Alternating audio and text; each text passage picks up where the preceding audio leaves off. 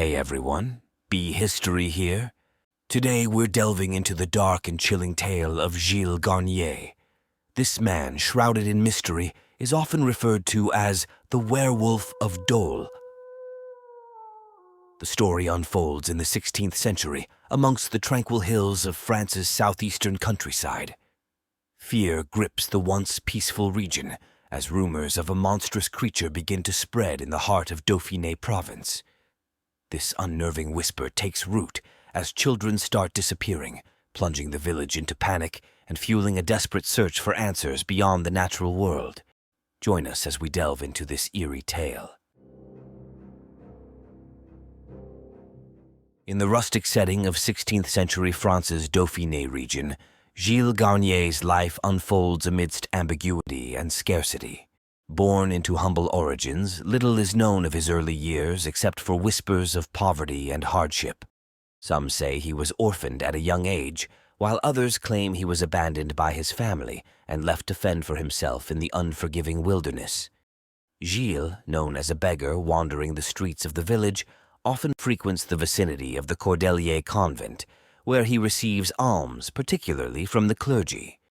Considered one of the few mendicants in the village, he is dubbed the Hermit of Bono, a place near the settlement. Seeking refuge in the nearby forests, he finds solace in a modest cabin crafted from the meager resources at his disposal. The year is 1572, and a brutal famine casts a heavy shadow across the land. Once bustling villages stand bereft, their fields barren and their homes hollowed by hunger. As winter descends with an icy grip, its harsh breath freezes the very soul of Dole. Deserted streets lie silent, the biting cold driving the townsfolk indoors where families huddle together, sharing meager rations of bread and thin broth just to survive. It is a bleak existence, where survival is a grim art and the specter of desperation lurks in every corner. As the harsh grip of famine tightens around Dole, a long shadow casts over Gilles' recent marriage to Pauline. Their union, instead of blossoming with blissful companionship, withers under the weight of hardship. Gilles, accustomed to fending for only himself, now faces the insurmountable challenge of providing for his wife amidst dwindling resources. Hunger gnaws at their bellies, and accusations, fueled by desperation, fly between them, leaving a bitter silence in their wake. Under the pale gaze of the moon, a silent witness to his desperate act, Gilles makes a fateful decision. Armed only with his weathered knife, he vanishes into the forbidding depths of the frozen wilderness. Lost amidst the shadows of the forest, shrouded in the icy grip of the night, Gilles found himself face to face with a spectral figure. This otherworldly being, radiating an unearthly glow, offered him a twisted salvation. In its hand, a vial containing an eerie, luminescent liquid pulsed with an unsettling power.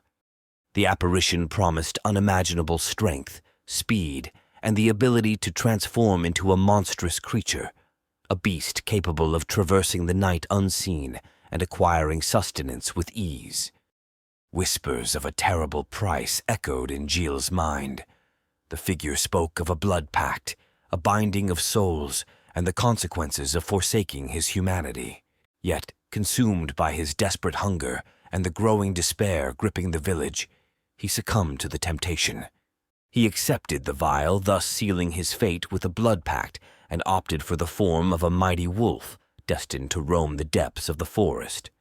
Little did he know, this fateful decision would forever change him, setting him on a path of unimaginable darkness and leading to a legacy of terror that would forever stain the village of Dole. Gilles' descent into madness began innocently enough with the disappearance of livestock and pets from the surrounding villages. Initially, the villagers brushed off these incidents as the work of wolves or other natural predators.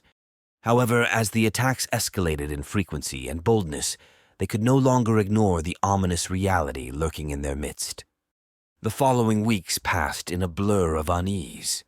Parents held their children closer, and an air of suspicion hung heavy in the village.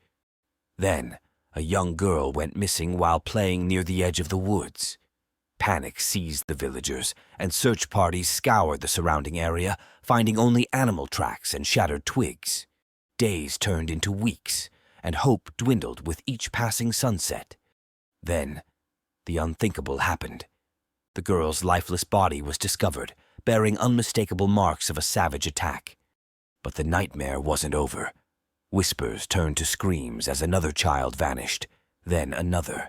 Each disappearance fueled the terror, and the idyllic village transformed into a place of constant fear. The search parties pressed on tirelessly, scouring the woods and surrounding areas in a desperate attempt to find any sign of the missing children. Despite their efforts, the grim reality persisted. As more lifeless bodies were discovered, the sense of dread deepened, casting a pall over the once familiar woods. What was once a serene refuge now appeared as a menacing labyrinth, concealing an unknown and ominous reality. The grim confirmation of the slain children shattered the fragile hopes of the villagers, solidifying their worst fears. An investigation ensued, but the cause of the attacks remained shrouded in mystery. With limited scientific understanding and a deep reliance on religion, the villagers sought explanations for the attacks beyond the realm of the natural world. Whispers of a monstrous beast, a creature of legend, began to circulate through the village. The era was rife with suspicion of witchcraft and dark pacts. The idea of a creature like a werewolf, though rooted in folklore, resonated with the villagers' anxieties. In response, the authorities of Franche-Comté issued a decree urging the populace to apprehend or eliminate the elusive entity responsible for the reign of terror, heightening the atmosphere of apprehension and uncertainty among the villagers. One fateful night, a group of travelers stumbled upon a horrifying sight: a hermit, clad in a wolf's pelt, standing over the lifeless body of a child, his eyes clouded with an incomprehensible madness. Horrified gasps echoed through the stillness of the forest as the travelers recoiled in disbelief, their minds struggling to process the grim scene before them. The news of the ghastly discovery spread like wildfire, igniting a storm of fear and fury. They quickly associated the description provided by the travelers with Gilles Garnier and surged towards his isolated cabin, torches in hand. With determination etched upon their faces, and the torches illuminating the darkness of the forest, the villagers apprehended Garnier amidst the twisted roots and gnarled branches of the ancient trees. They put an end to Garnier's reign of terror, ensuring he faced justice for his heinous crimes. Dragged before the court, Gilles confessed to the horrific crimes that had plunged the village of Dole into fear. His voice, a chilling mix of remorse and madness, recounted a descent into darkness fueled by desperation. A tremor ran through him as he spoke of the pact made with the spectral entity, granting him the ability to transform into a savage werewolf at will. Through tear-filled eyes, he described how he believed he could control the beast within him, only to succumb to its insatiable bloodlust. Driven by a dark hunger, he stalked his victims in fields and vineyards, the raw details leaving the courtroom in a state of shock. Gilles admitted to stalking and murdering at least 5 innocent children, aged between 9 and 12. His first victim, a young girl in October 1572, was lured into a vineyard and subjected to unspeakable cruelty. He strangled her and then proceeded to consume her flesh before bringing some of her remains home to his wife, believing they were essential for the completion of the pact and the continued fulfillment of its promises. Weeks later, another girl fell prey to his attacks, succumbing to her injuries despite the intervention of passers-by. A young boy in November and another in December met similar fates, their bodies bearing the chilling marks of a savage predator. The following year he strangled another girl, consumed her flesh, tore away her left leg, and once more brought it to his wife to prepare a meal that satiated their hunger, but only served to deepen the darkness within him. Gilles' chilling confession, corroborated by over 50 witnesses, laid bare the horrors of his crimes. Despite the absence of physical evidence supporting the fantastical elements of his pact, the court found him guilty of lycanthropy and witchcraft, both severe offenses under French law at the time. He faced the ultimate punishment on January 18th, 1573, a fiery execution.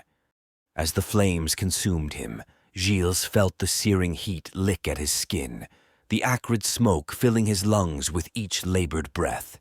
His agonized screams mingled with the crackling of the pyre, echoing through the still night until they faded into silence. With his death, the village of Dole breathed a collective sigh of relief. The memory of the infamous Werewolf of Dole forever seared into the annals of history, serving as a cautionary tale of the darkness that lurks within the human soul. Thank you for joining us on this captivating journey through history.